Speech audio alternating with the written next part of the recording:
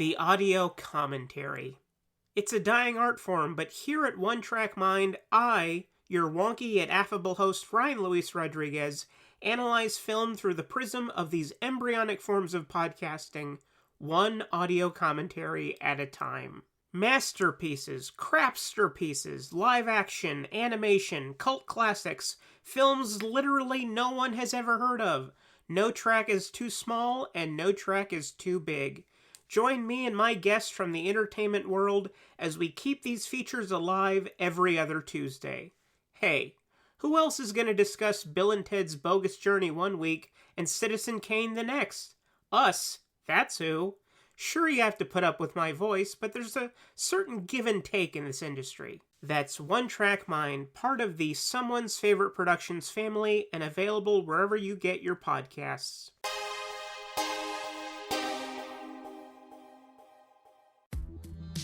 Hello, this is Chris Haskell from They Live by Film. For those that don't know us, Adam, Zach, and I, we built a podcast over the last 2 years that's a combination of film discussion from 3 very different perspectives, as well as industry interviews with the leaders in boutique Blu-ray and 4K community. We started with Dev Crocodile, but over time we've been lucky enough to speak with Arrow Video, Severin, Mondo Macabro, Vinegar Syndrome, Radiance, Indicator, most of the OCN partner labels. It's been a blast. You can find us wherever you podcast, and also actually recently as part of Someone's Favorite Production Podcast Network. We hope to see you online. Have you ever wanted to dive deeper into the horror movies you love? Beyond the Blood is a horror podcast for fans who want more than just surface level screams. We do deep dives into the movies that shaped us, digging into director commentaries, behind the scenes stories, deleted scenes, and the special features that most people skip. Each episode is a love letter to the genre. We break down how these films were made, the creative risks that paid off or didn't, and the lasting impact they've had on the genre as a whole. From 70s slashers to modern nightmares, we celebrate the craft, chaos, and characters that keep us coming back. If you're the kind of fan who rewatches movies with the commentary on, or you simply grew up in the video store horror aisle, the Beyond the Blood podcast was made for you. New episodes every single week. Subscribe, and let's dig deep. Welcome to the Beyond the Blood podcast.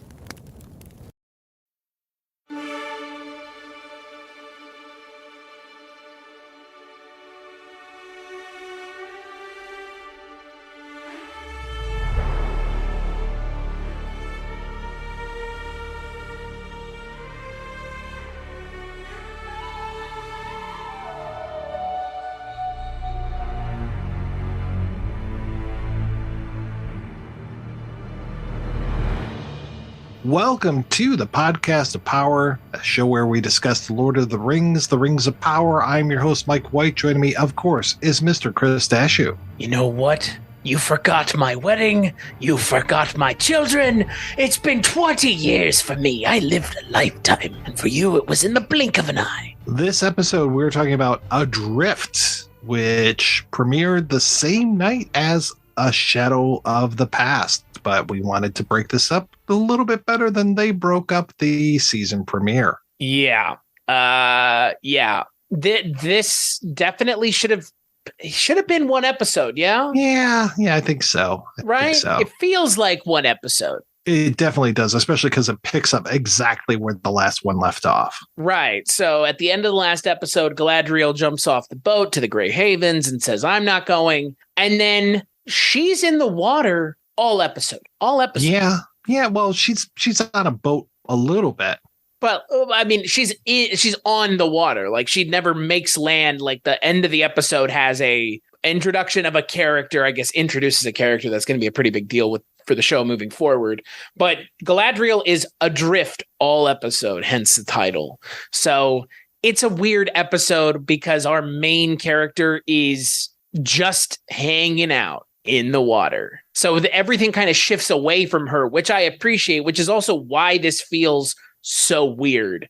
It should have just been one whole episode, because this 2 episodes really tell one whole story, I feel. Mm-hmm. Well, and this one ends on a little bit of a cliffhanger as well. So I guess we're going to end every episode like that, perhaps.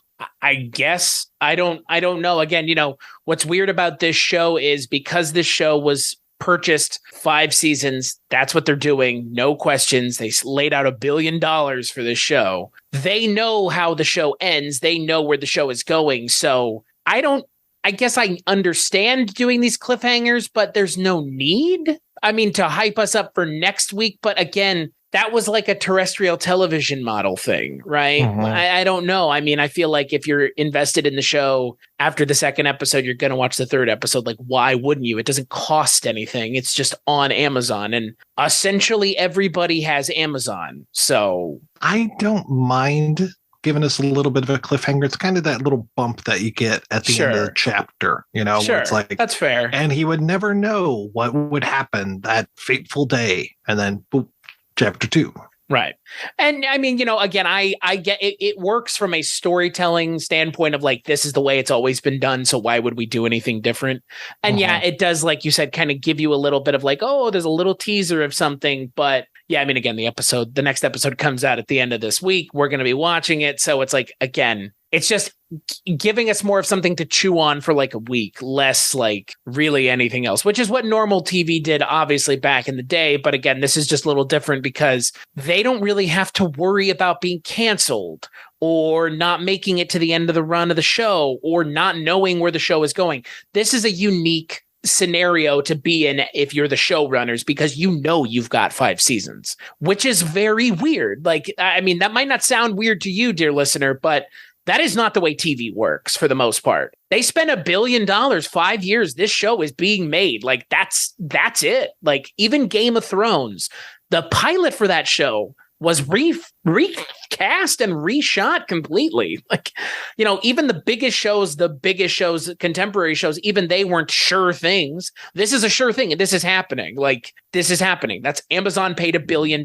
It's happening. It's kind of a weird thing in a way. I kind of like it though, because I've said before that I think most of the best shows really should end after 5 seasons, and that the ones that stick around longer tend to run out of steam. I mean, I don't remember how many seasons The Wire had, but that was kind of like a perfect TV show. The first 5 years of Supernatural were fucking fantastic, and then it shit the bed after that. When first 4 years of Dexter were pretty great. Yeah. Yeah. So I think, 5 is about the right number. And then you get of course, there's, people yelling at me on the radio saying like, oh, well, don't forget about, I don't know, Seinfeld or MASH or some of these other shows. It's like, okay, great. Yeah, that's fine. But I would say for the most part, shows really run out of steam after about 5 years. I agree. I mean, as someone who's a fan of some shows that have stuck around way too long, X-Files. And Supernatural. I mean, I was watching that show until season 7 or 8, and you're right. I mean, those later seasons of that show are for fans of the show only, which is fun, which is perfectly fine. But again, that show is a example that I would pit this against. That show almost got canceled like at the end of every season. This show will never have to worry about that. And there are few shows in the history of contemporary TV like this.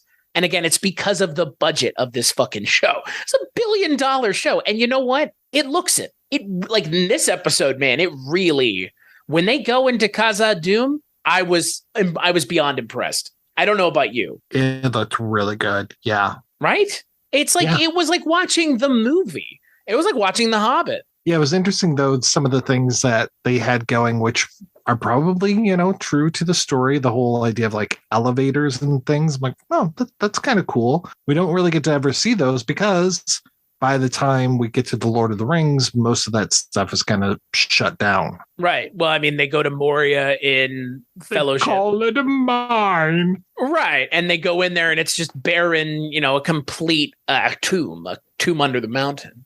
So yeah, I guess the only thing you really see in Lord of the Rings, at least the films, are the cities of man and the cities of the elves. And then in The Hobbit, we see Erebor in the flashbacks in the first Hobbit movie. And then, I mean, we're in Erebor in the second and third movie, but we, like you've said, we never get to see the dwarf cities like this. Right. Yeah. Which is really exciting.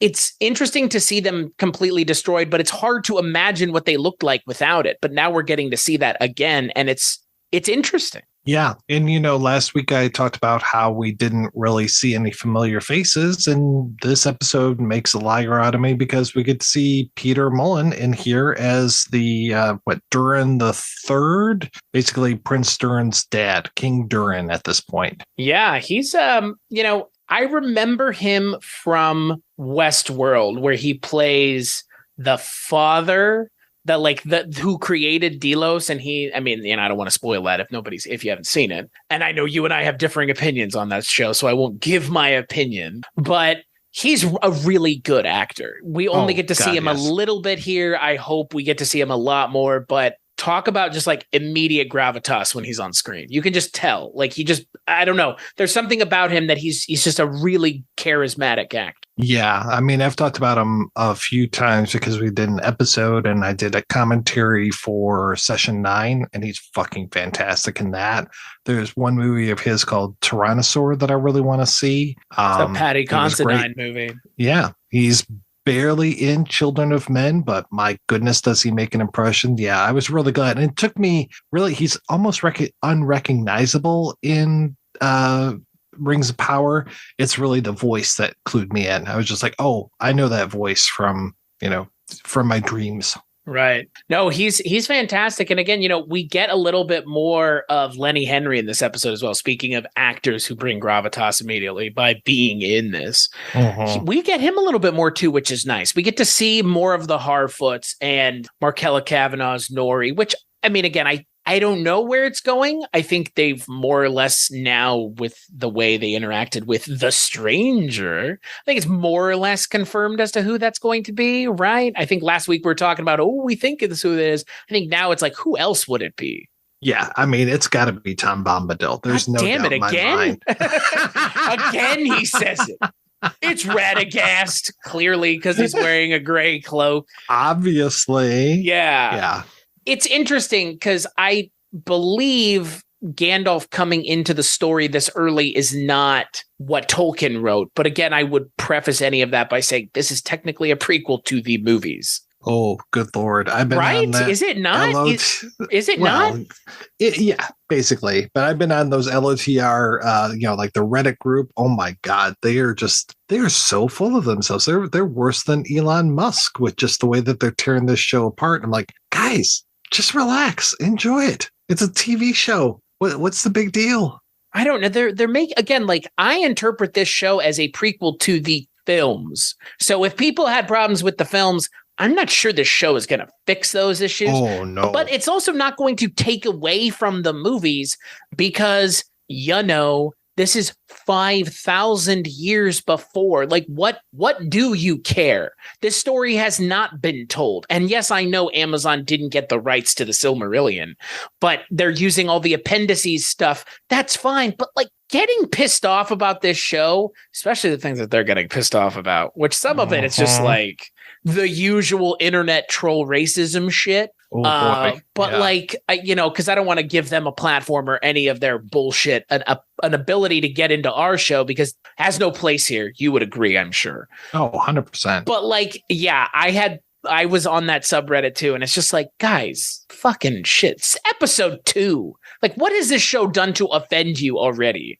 Really? What has it done so far? Where it's like, I have a problem with this show completely. At its core, at a molecular level, I hate this show. And it's like, I don't know what show you're watching where you are this offended this early. But even the second episode still, I think, is holding that magic and feeling of the original movies. It still kind of has it. And it's building on it too, which I also appreciate because, again, my really biggest concern with this show has been capturing the tone of the original movies. And I think it's still kind of nailing it, even in this second episode, especially when we're seeing the stuff with the Harfoots. I don't know, it's very evocative. It evokes Peter Jackson's movies, kind of The Hobbits, almost more than Lord of the Rings. Yeah, but I still like it. Right. Well, there is that. So far. We're 2 episodes in. I'm enjoying this, and I'm cutting it a lot of slack. So right, why wouldn't you? Yeah, I don't know what anyone has seen at this point that's such an affront the back and forth between Durin and Elrond, that scene is fantastic. That's a great establishing scene for Durin, for the Prince Durin character. And to give you more of because Elrond, I think up until that point, has kind of been a little stodgy. And now you're getting to see that, he is not just this emotionless elf. He can be sympathetic and empathetic with, because again, to Durin's point, 20 years is a long time. Sorry, elves are immortal. Right. I mean, I know dwarves age at a slower rate, but to miss the wedding, to miss the birth of his 2 kids, all that stuff. I can really empathize with them. Right. And so I thought that was a great moment. And I thought the stuff going on with Durin's wife and everything, I was just like, this is really nice. I like this. It really does a lot to humanize those characters quickly. You're with Elrond going through these kind of feelings of why is the prince not, recognizing him or he's pretending like he doesn't know him. He keeps referring to him as the elf. And, Elrond is telling Celebrimbor, they're going to, welcome us like friends, good friends are going to be, pork pies to the ceiling or whatever. And then that's not what happens. So it's a really interesting scene. Cause again, you go all the way through that scene and then they tell you the kind of punchline to the joke when the scene has already ended. And I appreciate that they, not tension, but they really build that back and forth between those characters, and then they let it off right at the perfect moment. It's really well done TV writing. I'm kind of surprised in a way. It was a really humanizing moment in a show that, again, these aren't human characters. So, you don't expect them to be saying I'm mad about my wedding. No, there wasn't any of that in the original Lord of the Rings. There was none of these weird, humanistic moments. There kind of are, but this is a different kind. I don't know how else to explain it. Right. Well, a lot of the characters, especially the elves, I watched Amadeus recently and they're talking about, you should make operas about, these gods and all these, mythological creatures. And he's like, I don't want to deal with people that look like they would shit marble. It's I want to deal with the real people and I want to have real conversations. And that's what this feels like. It doesn't feel like, my complaint in the last episode was it doesn't feel that kind of weighty in the language. And I think I'm getting used to it with this. And I think I'm getting okay with this being more of a natural language. At least they're not peppering weird colloquialisms or just even modern day phrasing.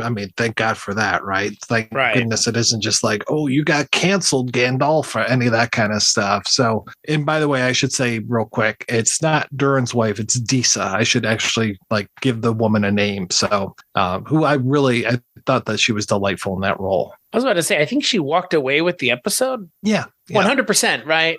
Fantastic. And again, I really don't know most of the actors in the show. We talked about it last time. Again, we both consider ourselves rather knowledgeable in film and knowing who actors are, but sometimes they're able to really cast outside of our realms of knowledge. A lot of these actors are stage actors or have worked on small television shows, kid shows, even with Sofia Nomvede, who plays Disa, but she steals every scene that she's in.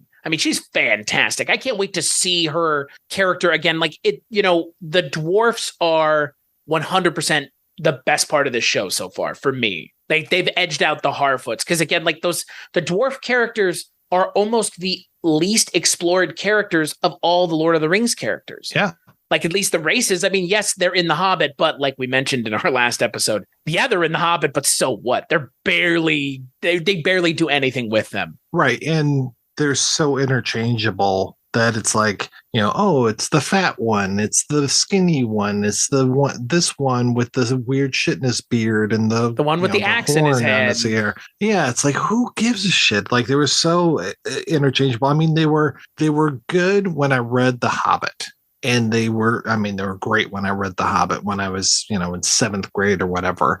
They're great if you're telling your kid a story, and they kind of fit in with like the Seven Dwarves, those kind of things. But as movie characters, they needed more, or they needed more character, or they needed fewer dwarves, which I know is anathema to people to be like, oh my God, how could dare you change the number of dwarves? I'm a huge Keeley stan, it's okay. They needed something more to their characters rather than just being like the walking stereotypes that they were. And I think that the show so far is doing a lot to rectify that, at least with these dwarf scenes. Because again, we've seen a lot. I mean, we've seen the elf cities, we've seen Eregion, but they haven't lingered on stuff like they did in the dwarf city. And again, it feels like a calculated effort to give the dwarfs the attention that they kind of haven't gotten in the last 6 anything. I mean, again, we're in Moria, but Moria is destroyed. We go to Erebor, but Erebor is destroyed. That for me is a lot more like I'm on board with everything else for the show, but really for me, the dwarfs are the reason I'm going to keep sticking around every week, because they're just an underrepresented species in this universe as it's been presented in the films, and some of the best characters have been dwarves. Gimli, I mean, again, John Rhys Davies, don't have to say anything about him other than he's one of the best parts of those movies. But again, there are so many good parts of those movies, it's almost unfair. But the actors who are playing the dwarves are already taking what little the show is giving them, because it is a packed show, and really running away with it. Right. And to your point from earlier, these dwarves feel like they're taking their look from The Hobbit. I mean, Durin with that crazy beard, which is almost like one dreadlock type of thing. Right. That feels very much like Bilbo's party. I'm glad that they're keeping some of the look and feel of these characters. They look very different than, Gimli, which is okay. Gimli walking around with one of those big ass beards, or, an axe in his head or some shit like that, would have just been completely wrong for that character. So it's not a retrofit. It basically is, it's fitting in with the lore that they've already kind of started to create. Well, in the Fellowship, yeah, obviously all the races at the time are present in the Fellowship, but they're so not indicative of those races that they're representing. They're almost, at least in Legolas's case, and somewhat in Gimli's case, but not so much, but definitely in Legolas, you are going against the expectation of those characters. Like the elves, like they don't act that way. They're not like they're not jokey. And you kind of see that in everything else. Like no other elves are as jokey as Legolas is with Gimli. Ever. That's, Elrond and Durin in this kind of get close. That is the closest I think we've seen since, is like that back and forth in this episode, where it's like these two, I believe these two are friends, and I can see why, even if they've kind of come to a head. I can't believe we've talked all this time and we haven't talked about Shai-Hulud. Oh, right. What was so is that a sea dragon then? Well, I wasn't even talking about the dragon, the sea dragon. I was talking about whatever's burrowing underneath all of those cottages. Oh, yeah. As soon as they saw that tunnel, I was just like, oh, it was a sandworm must have made that tunnel. And when they found like it was either a tooth or a nail, I was just like, oh, it's a Chris knife. I mean, wasn't there something in The Hobbit like that? Like some sort of like sand thing? Yeah, right towards the end of that awful third movie, yes. Right. So that's what I thought. Like I was like, they've introduced that already, and I know in the Shadow of War, the Middle Earth video game that I mentioned that had Celebrimbor's story being introduced to a different audience before this one, like they're in that too, I think. So it'll be interesting to see if they show them on screen for the first time. I kind of assume that they will. I mean, again, they've got the budget. They have the budget. Right. If anything they've got, it's the budget.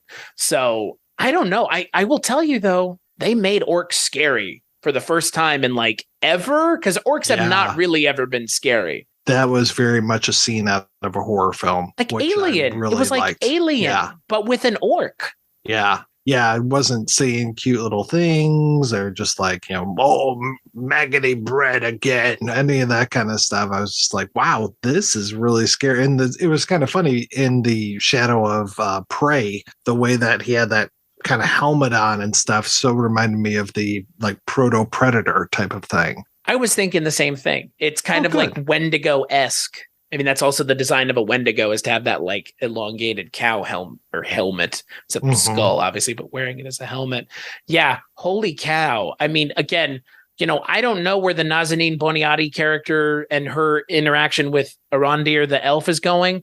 It's clear that it's going to be running into these horrifying orcs, and I'm really excited because that scene is fucking scary. Like, I was not expecting it at all, and it's like a pretty good little microcosm of a horror scene in like 4 or 5 minutes, but not surprising because J.A. Bayona cut his teeth in horror movies. I mean, that's his bread and butter. I mean, he brought the horror movie kind of thing. He brought a little bit of it to Fallen Kingdom. I would point out the whole thing with the Velociraptor chasing them around that museum. It's kind of horror adjacent, not as much as this is. This is just straight up horror. Yeah, and making orcs a threat, I think, is a really great thing because they have been too easy to dispatch in the past because we're dealing with badasses through almost, so many of the stories that we're dealing with. Right. These people in this show feel like real people in this world dealing with a threat that's going to need to be dealt with by all of them. And like, again, we talked about this on the last episode. Does the show bring everybody into the same net towards the end?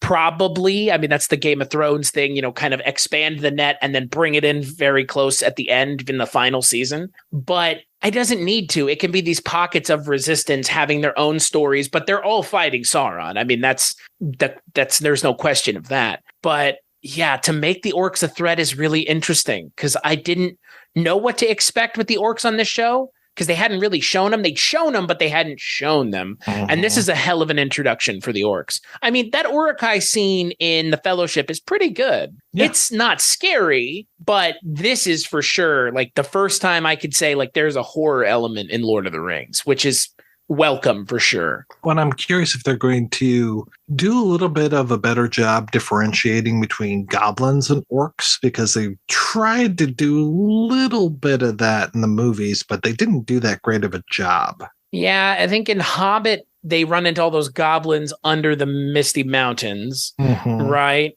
So, yeah, I guess they're like short and squat. And then the orcs, and the orcs and the Uruk-hai, I think, are a problem too. But again, like, that was a symptom of the way those movies were made. Like, you can't make like you can't make like 3 different suits 1,000 times. It's easier to make like one suit 3,000 times type thing. Right. So I don't know what they're going to do because I don't know what that thing is. Like, is it an orc? I assume, but they haven't even seen orcs. They talk about like, we haven't seen orcs in a very long time. Right. So what is this? Because this seems a lot more vicious than an orc. Maybe it's an orc that can't communicate with English. Because yeah, by the time of the Lord of the Rings, we know that the orcs can speak English to one another. Like you said, maggoty bread, man, flesh is back on the, meat's back on the menu, boys. I mean, all that's spoken in English. So maybe that's what it is. Because you would assume if this orc pops out of the basement of this house, he's going to talk to them, right? Given that he's an orc and we've seen orcs talk. So maybe it's like this feral nature of the orc that's been introduced that makes them more of a threat because they're less controllable. I don't know.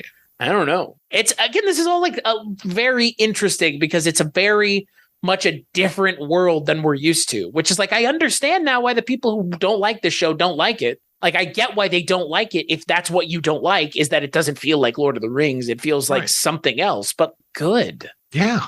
Yeah. That's okay.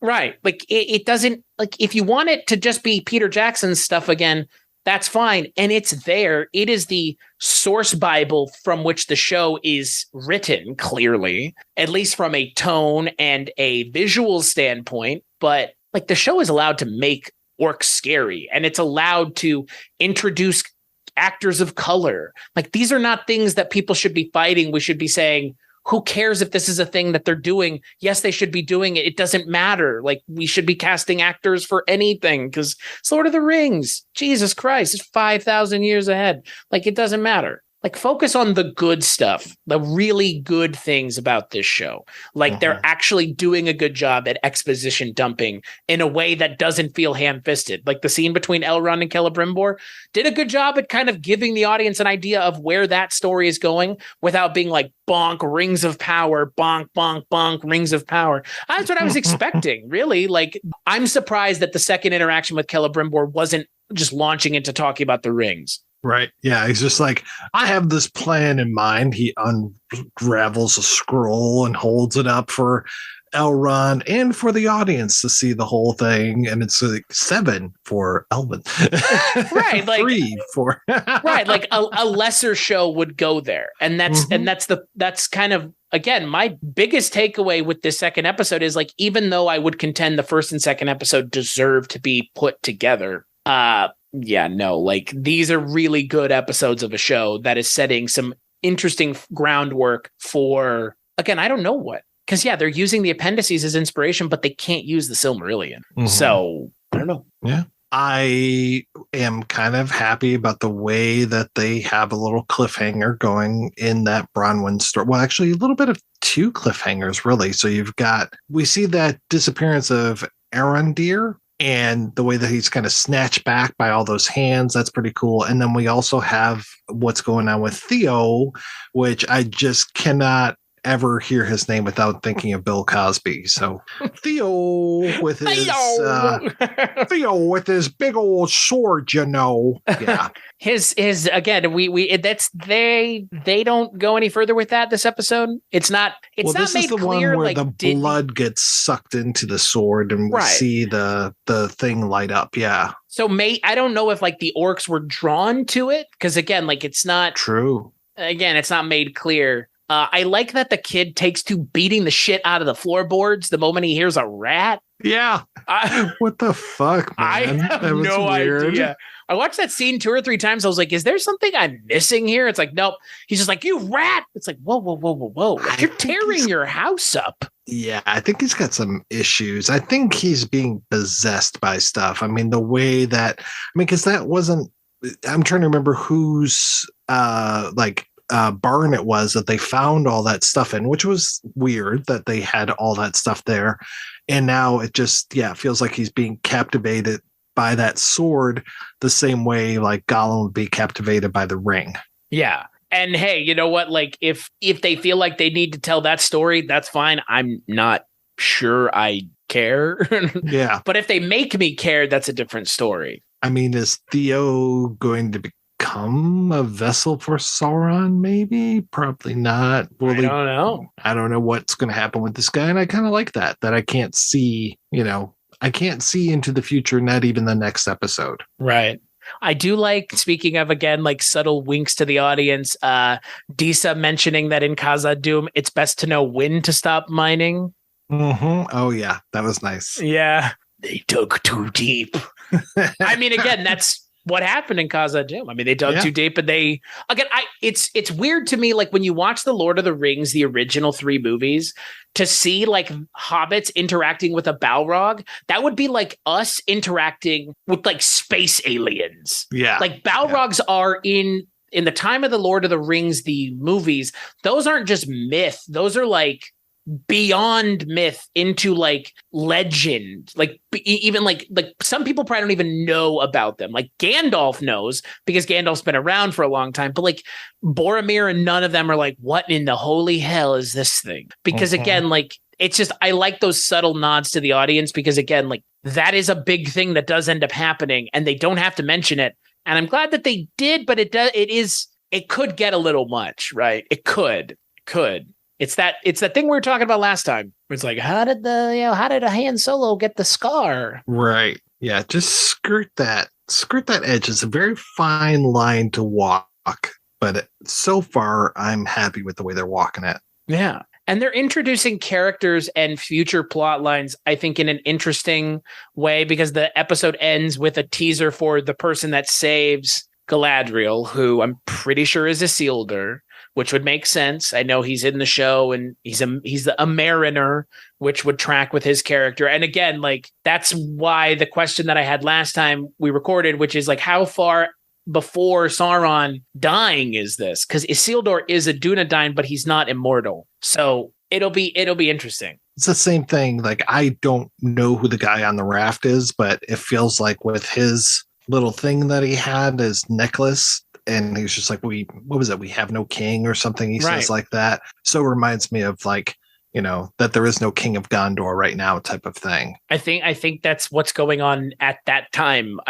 It would seem that Celebrimbor wants, and he mentions it, he wants to start working on the rings within like 8 months is what it seems like this, in the spring. And it's like, dude, slow down. You're an elf. You can take like 35 years before you even start this project. Which is and it's interesting. His reasoning is, because they mentioned this whole idea of the elves came from Valinor and wreaked havoc on Middle Earth because that's where they fought Sauron. Mm-hmm. Well, that's where they fought Morgoth. And in all of that happening, it's interesting that his like motivation is, I want to make something beautiful where we had done so much damage. Yeah, boy, Celebrimbor. Yeah, if you only knew, pal. I know, but I mean, it's. You look at, the way that invading forces go in and just knock things to shit. And then, we're quote unquote rebuilding. See ya. Bye. Right. We're making it better by making rings of power that then can be corrupted by one ring, which then rules it rules and looms large over the kingdom for, until the fourth age begins. So yeah, it's interesting because the elves are trying to make it better, and in trying to make it better with good intentions, they are going to make it worse than they could have ever imagined. I mean, it's Celebrimbor. His name should be cursed. I mean, we always talk about Isildur's Bane, but it's like Celebrimbor. You did a lot more damage, I think. Well, and again, I mean, he attempts to right the wrongs. I mean, he's there fighting at the end with Isildur, and he dies. Isildur doesn't die, but Celebrimbor dies. So he ends up making good on that, but they don't show him in the movie. They don't show him in Fellowship. He's there in that fight. So, it's Elrond and Celebrimbor. So again, I know why they didn't show it, but they could have. They showed everything else. They showed them getting the rings. They just never showed the rings being created. It's almost implied that Sauron made all the rings in Fellowship. Yeah. It totally is. Right? It's kind of weird. He's the one who in darkness made the one ring to bring them all together and bind them. Right. Okay, sure. Yeah. So it's weird. But at the same time, like, you're totally right. Like, Celebrimbor should be like cursed. He's going to in the process of doing what he's doing, wreak havoc for like 2,000 years or something to like that effect. So yo, Celebrimbor, you're canceled, homie. Yeah, you're out of here. Canceled. That's what Nori's going to say in the finale. That's what Elon Musk is going to say, actually. Oh, cancel this guy with their woke Lord of the Rings.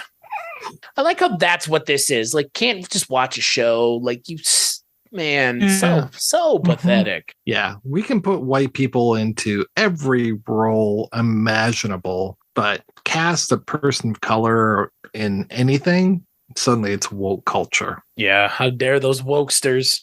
Yeah. Speaking of wokesters, at the end of this episode, there is another cliffhanger. Do you know what's in that box? And no, it's not Marcellus Wallace's soul, because I knew you wanted to say it. I mean, it looked like the Arkenstone from the way that it was glowing, but I don't think that this is the right timeline, is it? No, it should be, I believe it should be Mithril, which is which is not discovered at the time until like this is around the time, because Mithril is like a big deal. I mean, in Khaza-dum, like that's what drives them to go into the Balrog's domain essentially by accident is by mining more mithril. Because, I mean, again, like Gimli says in Fellowship, if Frodo only knew, or I guess it's Gandalf, he says, if Frodo only knew how much that mithril vest was worth more than the Shire, which is always a really weird line, because like, what does that mean? So maybe we'll kind of get that answered a little bit more in the span of this show, because clearly the introduction of mithril is going to be important to everything that happens from here on out. Yeah. What they should do is they should melt the mithril down and inject it into somebody's bones, and they can have like claws made out of mithril, So it and makes make this shields out of them. entire like weapon X type of thing. Wow, they should do that. Yeah. I mean, why not? Yeah, right. Yeah. It's interesting though, because again, like that's something that we kind of just don't think about, right? Like Mithril, it's just part of Lord of the Rings. But at this point in the story, it's in Khazad-dum, and that's the only place that it's found. That's why it's so hard to find. That's why Frodo's vest is, like 2 little rings of it is equivalent to God knows how much money in that universe.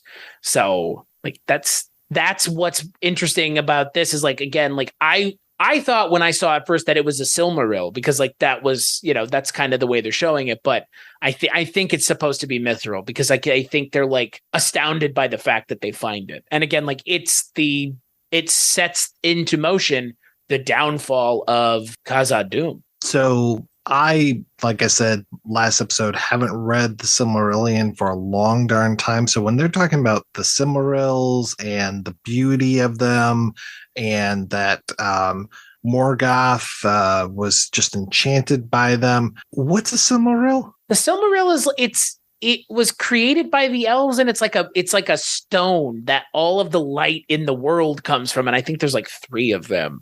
And Morgoth steals them, like he covets them and steals them. And then I believe, again, people who listen to this can tear me apart. The Beren and Luthien story has to do with, I think, Beren going and retrieving the Silmarils from Morgoth. So, and like it's the whole doomed love thing, and there's that component to it, but I believe that's part of the story. But the Silmaril, like there's always been the question, is the Arkenstone a Silmaril?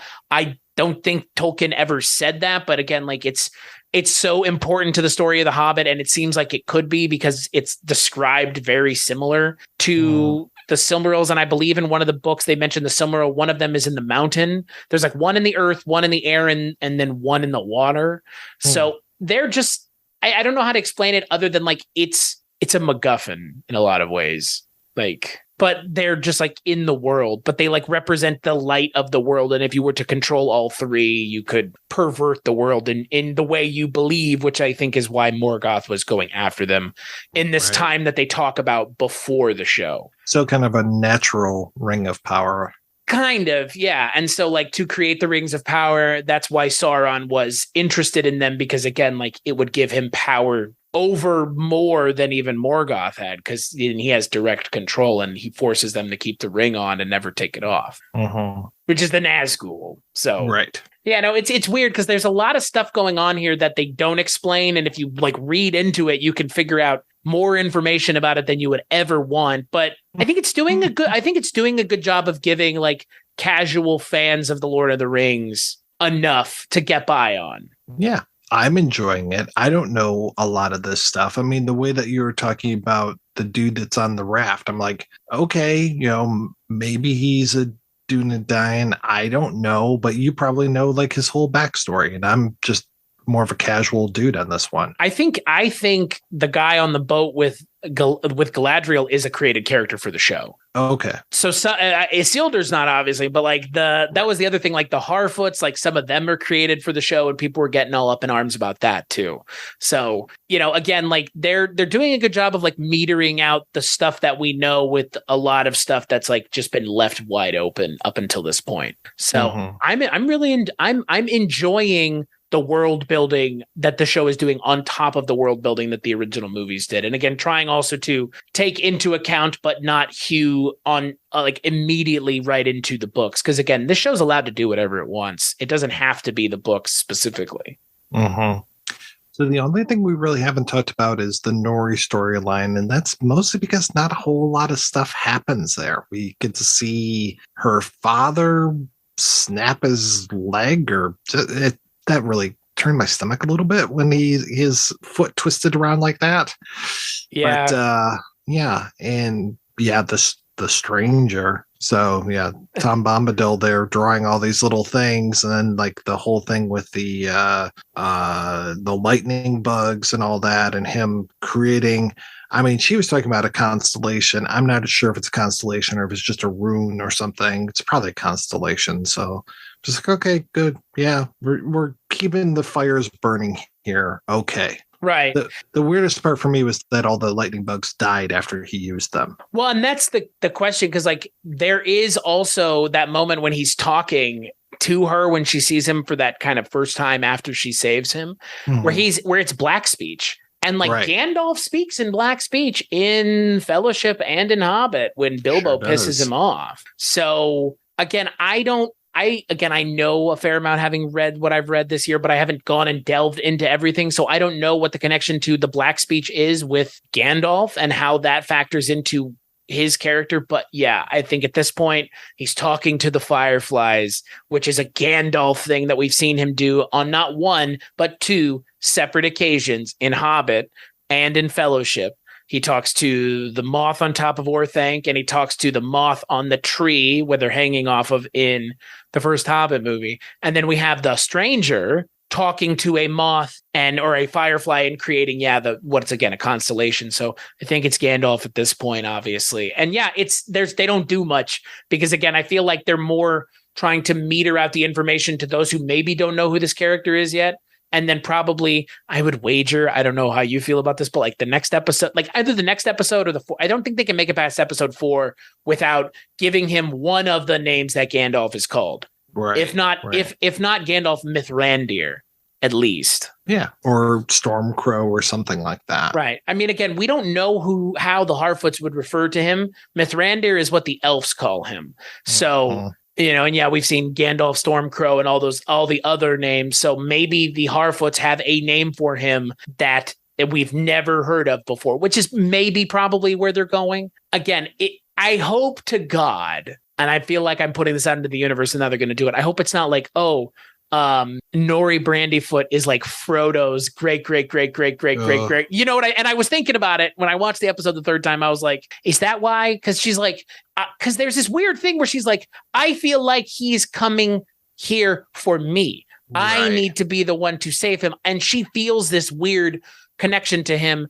And we know in Lord of the Rings, Eru Ilúvatar does work in mysterious ways and does influence the world in minor ways, and sending Gandalf to Frodo / Bilbo's ancestors would be a little on the nose. But if you believe that if there is a God in this Lord of the Rings universe, which there is, maybe that's him working in quote mysterious unquote ways. That's a little lazy, but like that was my only concern with that story is like, are they doing that? Yeah, and I hope it's not like, you always causing trouble around here, all that kind of stuff. Yeah, exactly. Again, like that's what I don't know is the reason Gandalf's with the Harfoots because they are the proto-hobbits, obviously, but is it because one of them is Frodo's? I mean, again, one of them is probably Frodo's ancestor just by sheer fact alone. Like, we haven't seen any other Harfoots. So is this it? Are they it? Like, if they are it, then one of them has to be. Right. So. Yeah. And I mean, I kind of like this whole thing of them being nomadic and they're just like, oh, we got to get out of here. The fall's coming or whatever. And it's like, okay, cool. Nice. Yeah.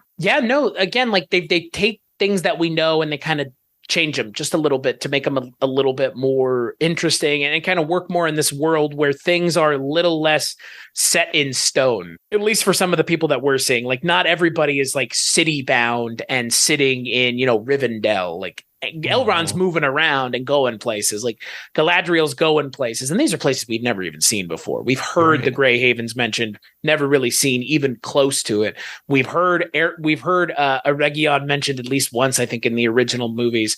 Finally seeing it, so like they're showing us things that like I never even thought we would see in a adaptation form either. What was another neat thing was when we didn't mention this last time, when the comet or whatever that Tom Bombadil arrives in, that we get to see the Ents as well. That was kind of a nice little shot. Yeah.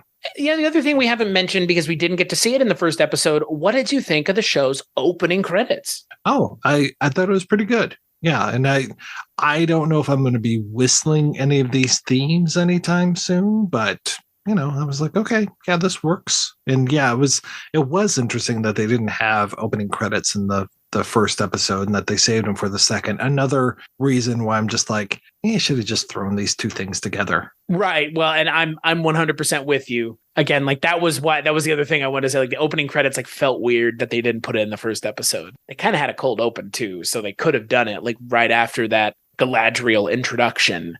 So, but the intro music's by Howard Shore. Nothing else is. Nothing else is, but it is. So there's that. And it definitely sounds like it's kind of a shame that they couldn't get Howard Shore to do everything for the show, because I think, and I don't think, we talked about this. We talked about, the hell did we talk about recently? When we talk about something, we brought up Lord of the Rings leitmotifs. But like, there is no better score really for movies. I think that might have been our first episode, because we definitely talked about that. And I remember using that phrase, which I was very happy about. But like, there isn't any of that yet in this show. Not yet. Not yet. Maybe there won't be even. Like, I don't know. I hope there is, because again, it was such a big part of those original movies. So I don't know, but the intro music's great. I like the intro. The credit sequence I think is kind of interesting. You know, using they're using vibrating plates with sand. At least that's the idea. Yeah, it's cool. It looks cool. I don't know if they're doing it practically. Probably practical and digital. It's at some point it stops being able to be done practically, but it looks cool and the music's good.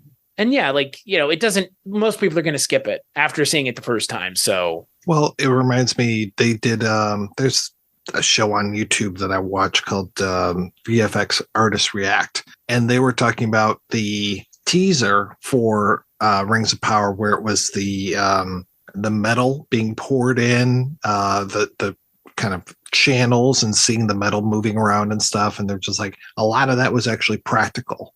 So interesting. I was very surprised by that. I mean, it was definitely enriched with some digital effects, but a lot of that stuff is real deal. So it's kind of smart the way that they're using, like you said, sand and probably digitally enhancing that as well. Well, I mean, that orc costume was real.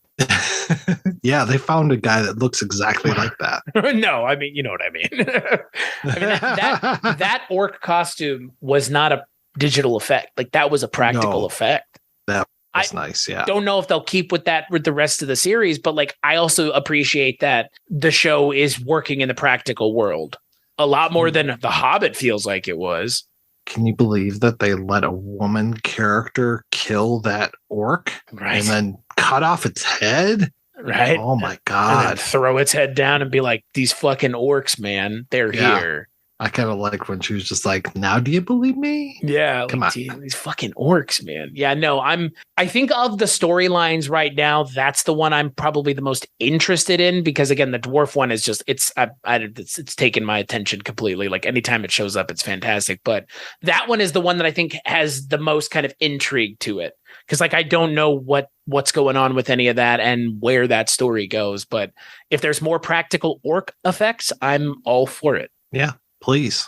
Yeah. No, I mean, again, like this show could have really fallen into some like nasty CGI traps already, and it really hasn't. So and again, like with $1 billion budget for 5 seasons of a show, like I would hope not, but all's still good. It still looks really good. It doesn't look overly CGI. Yeah. So Chris, do you know what we're talking about next episode? No, they haven't released the titles of these episodes, man. We're talking about episode 1.3. Yeah. I don't understand what Amazon is doing. Like, well, it was so weird how they released these two on a Thursday night, and then the next one isn't until Friday. It's like, what? Why are you doing it? Set the date with the very first episode. Set the date. Set the tone. You know? Right? Yeah. Yeah, I agree. I'm right there with you. It's very strange because we initially assumed it was Thursdays, and then we kind of had to reconvene and figure out a better time, because no, the show's coming out on Friday. So even though it came out on like you said, Thursday, the first 2 times it came out on the same day. So I mean, is it going to be Friday at 12:01 a.m.? Or another, like, no, it comes out at 9:00 on Eastern time and 6:00 Pacific. Yeah, I hope it's just 12:01 Pacific, like, because again, I don't know. That was the one thing about this that I feel like they bungled, and then they also deactivated the reviews. Oh yeah, yeah. What are you Well, they're doing, getting review Amazon? bombed by these a-holes. I don't get it. Like even like when I pulled it up on Google, it's like 3 stars. I'm like, what is happening here? Yeah, well, and yeah, it's totally review bombing dickheads, so that's fine. I mean, I get why Amazon did it, but like you're just giving him more credence by doing that. Like, just weather the storm. They'll go away eventually. They'll run off to something else to get angry about. It's the same dickheads that were mad about Star Wars, same dickheads that were mad about X, Y, as Spider-Man being African American. Like, go away. There's no place for you here anymore. Nobody cares. And the fact that like CNN and anybody else is giving them a platform, I think is just wrong. Like wokesters. Yeah. Okay, Elon Musk. Nobody cares about your opinion on Lord of the Rings. Like, I don't. Nobody cares. You didn't make the show. Nobody cares. No, we need to get away from giving news coverage to every a-hole out there. Yeah, every opinion doesn't need to be covered. And I'm not saying we need to like edit people, but I don't think everything anybody says needs to be given a spotlight. But again, the 24 hours news cycle will do that to you. So yeah, they get real bored.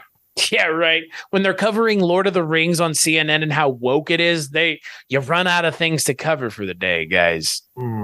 Yeah, maybe hang it up. You know, I'm sure there might actually be things happening in other countries like Europe or Middle Earth, any place on the entire continent of Africa, or the Ukraine. There's still a war happening in the Ukraine, Chris. But there's a war happening in Middle Earth right now with orcs. Oh, yeah. So, and we better cover that instead.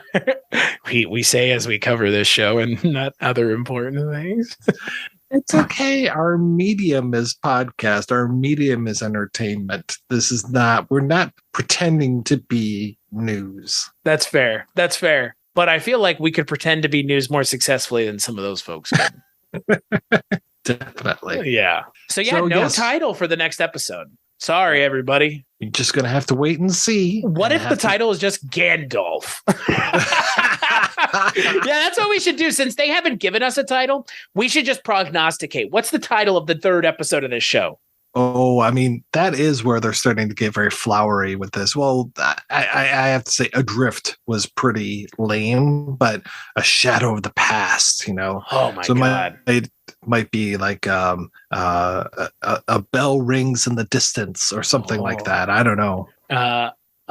Drumming in the Deep. Oh, there you go. Yeah. I think it's going to be something Mithril related, if not just titled Mithril. So or like, I don't know, like something Mithril related is kind of what I'm prognosticating. It's either be Mithril related or Gandalf related, like some sly, like maybe Gandalf's name, the Mithrandir. I'm sure I don't know what it means off the top of my head, but I'm sure it means something. So maybe that'll be his name or something. I don't know. Again, you're right. Like that's a contemporary TV thing where it's like these like very subtle nods and like sly like winks to maybe what the episode's about, or like a thing. And I mean, Westworld does that. Game of Thrones did it. Any contemporary TV show worth its salt is going to name an episode something other than episode 1. The guys find Mithril. The dwarves find Mithril. Yeah, that would be great. Yeah. Yeah. Green Man will be there. Yeah, why not? Yeah, sure. So we will be back as soon as we possibly can with our next episode. Until then, please go on over to iTunes or wherever you get this podcast, rate and review the show. It would help people know that we actually talk about things that are current and newish rather than just talking about things from the 1970s, which is where I like to spend the most of my time. Yeah, I was about to say this show is pretty outside of our normal content wheelhouse, especially with the like scheduling around of our schedules, pre-existing schedules to make this happen. So yeah, if you're liking what we're doing, please rate and review on iTunes, because we're going to be probably doing this through all 5 years of the show. God knows how many years of real life that will be. We'll be ending this show in like 10 years, I bet. I bet that's what I bet 2032 is when this show ends. Give them 2 years in between each season. Yeah. So we'll be doing this for a while. So yeah, rate and review it on iTunes, because we might not be doing it every week, but we'll be doing it through the run of the show. Until then, Chris, what are you working on these days? watching movies and working on other various podcasting endeavors over at cstachiw.com, cstachiw.com. That's my link tree. Go there for all the things that I work on, which are by myself and a lot of other things